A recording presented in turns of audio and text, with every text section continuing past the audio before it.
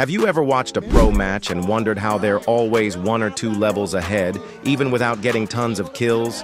It looks like magic, but it's not. Pro players know exactly how to use the map, farm efficiently, and deny their opponents resources. Today, I'll break down the key habits pros use to keep that gold and XP gap steady from early game all the way to late game. If you understand these tips and apply them in your own matches, you'll see how much easier it is to stay ahead and carry. So let's not delay more and dive into the video right away. So again, this is my friend's account. And this match is actually against immortal enemies, and their hyper is a global Roger.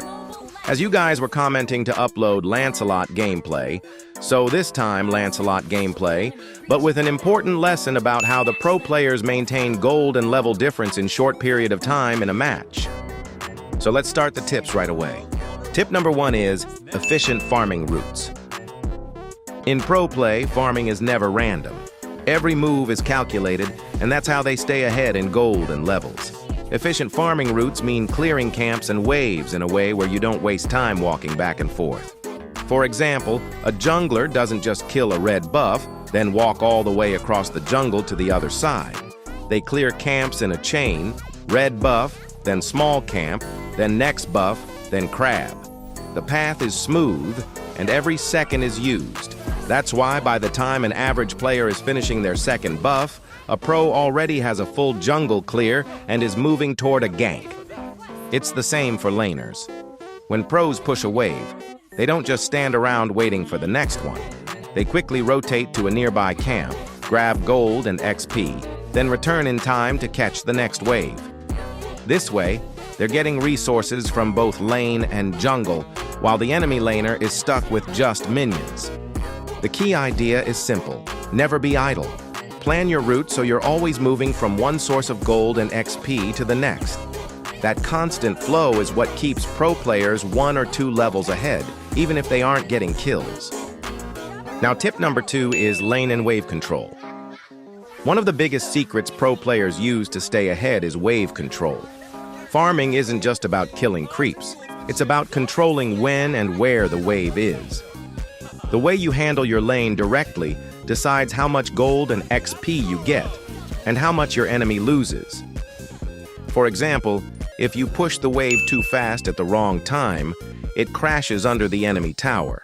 Sure, you might get the gold from that wave, but now you're stuck overextended, vulnerable to a gank, and you can't rotate safely. Pro players don't make that mistake. They push only when it benefits them. If they want to roam or help with an objective, they push the wave first, so the enemy is forced to stay back and clear. That creates a window to rotate without losing farm. On the other hand, if they want to deny the enemy gold and XP, they freeze the wave near their own tower. By holding it close, the enemy has to risk stepping forward just to farm, and that opens them up for trades, ganks, or sometimes they just have to give it up and lose resources completely. Another trick pros use is timing waves with objectives. Let's say Turtle is about to spawn. They'll push their wave so the enemy is stuck defending while they rotate freely to Turtle. By the time the enemy arrives, they're already late, and the gold and XP lead gets even bigger. So wave control isn't just about farming. It's about farming smart. Push when you want to roam or pressure, freeze when you want to deny, and always time your waves with major objectives. That's why pro players seem to always be one step ahead. Their lanes are never random. They're controlled with purpose. Now, tip number 3 is map rotations for extra gold. Another reason pro players keep a gold and level lead is because their rotations are never random. They don't just walk around hoping to find something. They move with purpose, and that purpose is always tied to extra gold and XP. Think about it. Every big objective on the map gives bonus rewards. Turtle, Lord, Crab, Towers. These are not just map control, they are free gold and experience for the team. Pro players always rotate before these objectives spawn. For example, if Turtle is about to appear, you'll see them already pushing their lane or clearing their jungle so they can be first to the fight.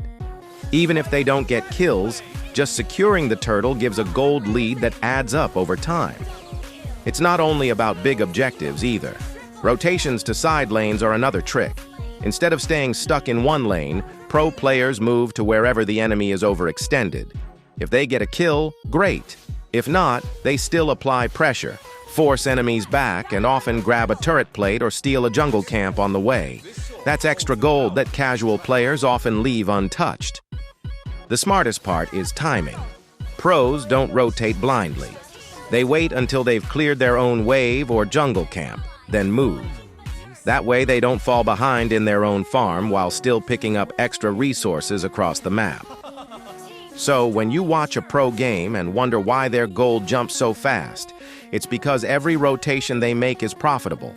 They rotate to objectives, to side lanes, to invade camps, never empty-handed. That's how they squeeze more gold and XP out of the map than their opponents. Now, tip number 4 is invading and stealing camps. One of the fastest ways pro players build a gold and level gap is by invading the enemy jungle. It's not just about taking your own resources, it's about denying theirs. Every camp you steal is double value. You get stronger, and the enemy gets weaker. Pro junglers are especially good at this. They don't invade randomly. They invade when they know the enemy jungler is on the other side of the map or after they've seen the enemy use key abilities. For example, if the enemy jungler shows up in the top lane, a pro jungler will immediately rotate to the bottom jungle to steal camps.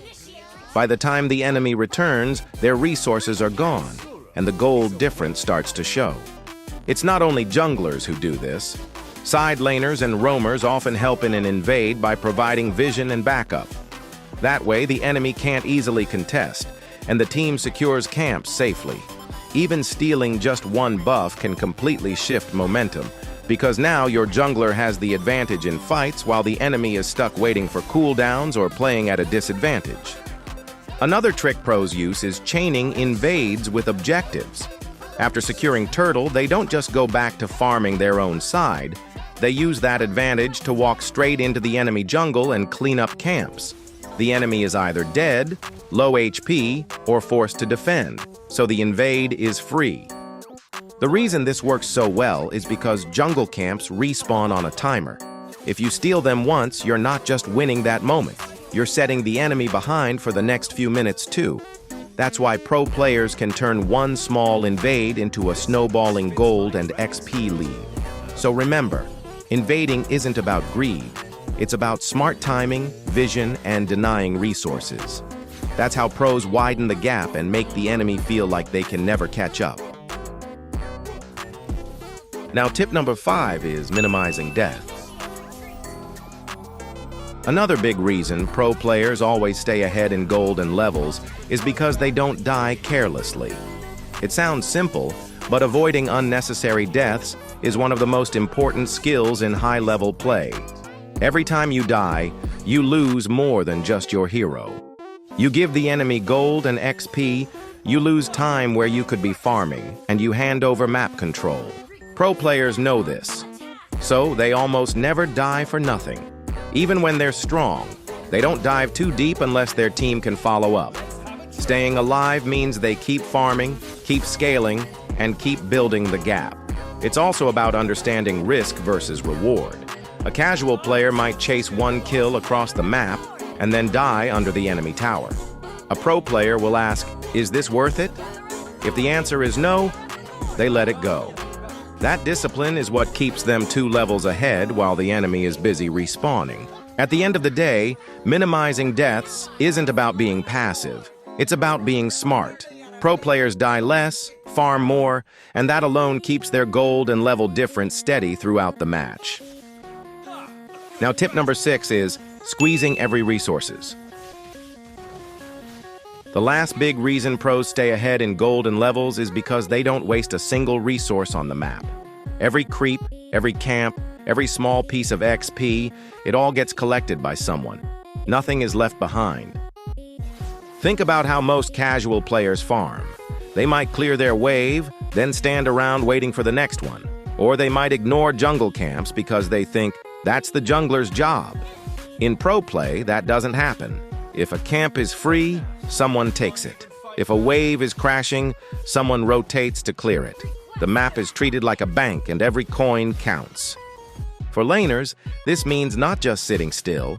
If their wave is pushed, they'll quickly rotate to a nearby jungle camp, grab the gold, and return before the next wave arrives. For supports and roamers, this means soaking XP when the carry doesn't need it, or last-hitting small camps if no one else is nearby. Everyone contributes to making sure the map is fully farmed. Pro teams also share resources smartly.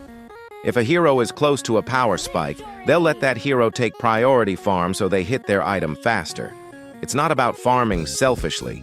It's about making sure the team as a whole grows stronger in the most efficient way. That's why when you watch pro matches, you'll notice the gold gap keeps growing even without kills. It's because they're squeezing everything out of the map while the enemy wastes time. Over 10 or 15 minutes, those little advantages snowball into a massive lead. Now this is a bonus tip and very important, so tip number 7 is forcing the enemy to lose farm. One of the smartest tricks pro players use to stay ahead is not just farming for themselves, but making sure the enemy loses farm. It's like pulling yourself up while pushing the enemy down at the same time. The most common way they do this is through pressure. When pros push a wave hard into the enemy tower, the enemy is forced to stay back and clear it. While the enemy is stuck under tower, the pro player is already rotating to jungle camps, side lanes, or objectives. They're gaining extra gold while the enemy is just busy defending. Another method is zoning. If a pro has an advantage in lane, they don't let the enemy walk up for free minions. They position aggressively, force trades, and make the enemy miss last hits. Over time, missing just 2 or 3 waves creates a huge XP and gold gap. Tower pressure also plays a big role. When pros secure an early turret, the enemy loses safe farm space. Suddenly, their jungle and lane become exposed, and they have to share resources with their teammates. Meanwhile, the pro side takes over more of the map, which means more farm for them and less for the enemy. Even in team fights, the idea is the same. If the enemy is wiped out or forced to retreat, pros don't waste that time. They immediately push waves and take camps so the enemy misses entire rotations of gold and XP while respawning. That's why you'll often see one team ahead even without getting many kills. It's not about chasing flashy plays. It's about consistently making the enemy lose resources while you take them for yourself. This constant squeeze is what creates those big gold and level gaps in pro matches. So that's it, guys. If you follow these tips, then you'll improve your gold and level management. So don't forget to like and subscribe. See you in the next one.